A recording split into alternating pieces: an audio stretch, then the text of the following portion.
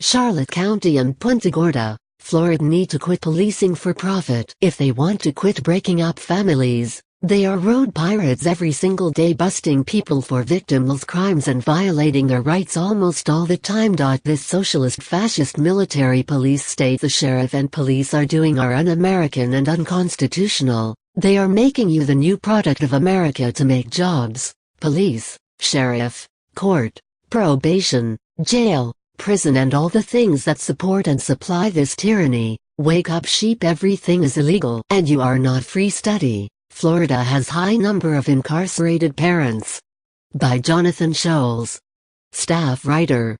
Sarasota, Florida has the third largest number of children who have suffered parental incarceration, a recently released report indicates. And Sarasota County houses more than 750 of those kids. Over 34% of the state's 99,485 inmates reported having 64,848 children in 2015, according to a study conducted by the Annie E. Casey Foundation, a Baltimore-based firm that uses a national web of universities to research societal issues facing children and promote legislative change. Of those nearly 65,000 kids, Duval County has the highest population of children who have experienced parental separation due to incarceration, checking in 5,460. Hillsborough, 4,631, Orange, 3,893, Pinellas, 3,006, Polk, 2,864, and Miami-Dade, 2,396. Counties follow suit, according to the report.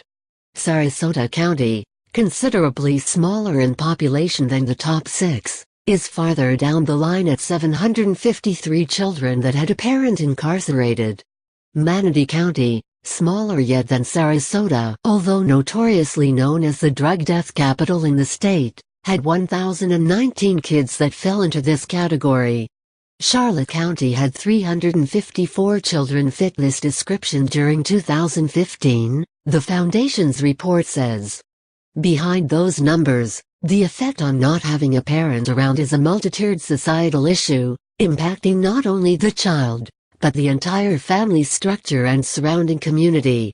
On an individual level, children have an increased likelihood of mental health issues, trouble in school and trauma from separation.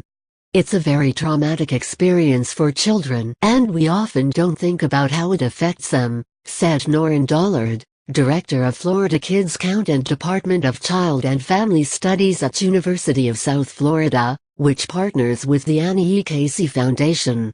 On a slightly larger scope, not having a parent around can lead to destabilization of the household, a breakdown in family relationships, and increased burden on finding and maintaining stable employment. That, in turn, affects local communities. More incarcerated parents means fewer available employees, weakening economies as well as its healthcare, education and social programs by devoting funds to correctional facilities rather than schools. Florida earmarked nearly $5 billion for criminal and civil justice during its 2016-17 budget, including $2.4 billion for corrections. Education, on the other hand, received $31.8 billion in funding, a combination of local and state money, with public kindergarten 12th grade schools getting $20.2 billion of that. It can be very destabilizing. It can disrupt income and access to education, Dollard said. A report authored by Jean M. Kjelstrand and J. Mark Eddy in the National Institute of Health asserts past parental incarceration is associated with youth problem behaviors and serious delinquency. Charlotte County has noticed a decline in youth crime over the last 5 years. In 2016, 445 individuals were booked for various offenses, a sharp dip from 659 in 2013. The most serious cases, 125, were transferred to the Southwest Regional Juvenile Detention Center in Fort Myers, but most were released under their own recognizance or received home detention. Most of the offenses, 209, were misdemeanor followed by felony violations, 157. Battery-related crimes topped the list in 2016, while drug and burglary/theft charges followed. Hoping to lower these numbers statewide, the Florida Department of Juvenile Justice Civil Citation Initiative addresses youth behavior at the first encounter of the juvenile justice system, providing an alternative to arrest. The program gives first-time misdemeanor offenders an opportunity to participate in intervention services at initial stages of delinquency. Sarasota County Sheriff's Office helped spearhead the Civil Citation Initiative. Sheriff Knight and the Sarasota County Sheriff's Office is fully committed to the juvenile civil citation process, said SCSO Major Paul Richard, a commander in the Law Enforcement Division who heads up the program. Any child that we come into contact with who is suspected of a non-serious misdemeanor crime will receive a citation in lieu of arrest, he added. We have led Sarasota County in developing and implementing the juvenile civil citation process, and as of October 2016, since its inception in October 2015, we have successfully diverted 144 children from the arrest process. Sarasota County has noticed consistent juvenile booking statistics the last 5 years. According to SCSO data, 174 juvenile males were booked a year ago, which may include repeat offenders, marking a 5-year high. Females, on the other hand, hit the lowest number since 2011 at 54.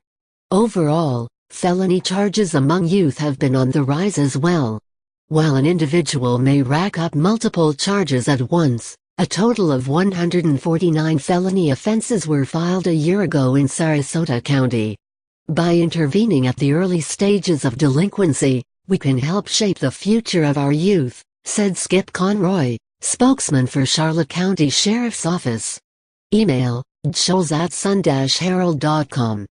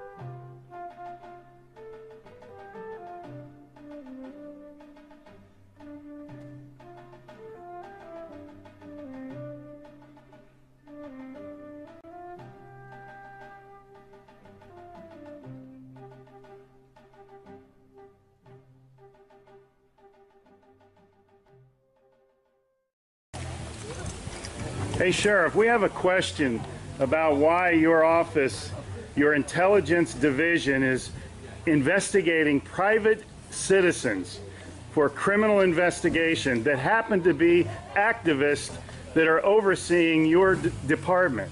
Why would you have your intelligence division investigate private citizens? We have done...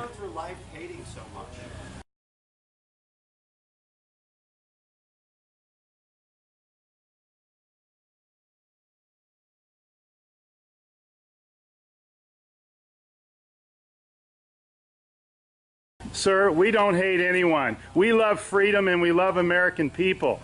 And government is out of control. That's why you're seeing such a revolt nationwide. Why can't you just answer, why is Susan Edwards, your intelligence division, investigating private citizens? This should not happen. Are you here to apply for a job?